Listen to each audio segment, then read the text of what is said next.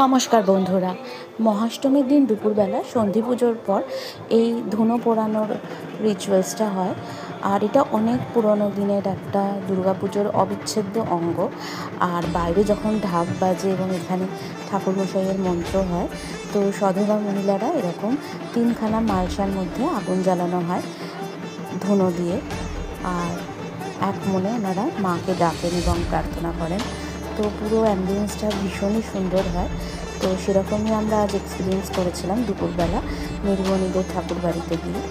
আর খুব সুন্দর এই পুজোটা লাগলো, সেটাই তোমাদের সাথে শেয়ার করলাম। দেখো কত সুন্দর, আর মায়ের দর্শনও করলাম। সবাই ভগবান সবার মঙ্গল করুন, তোমাদের সবারও যেন খুব ভালো কাটে পুজোটা।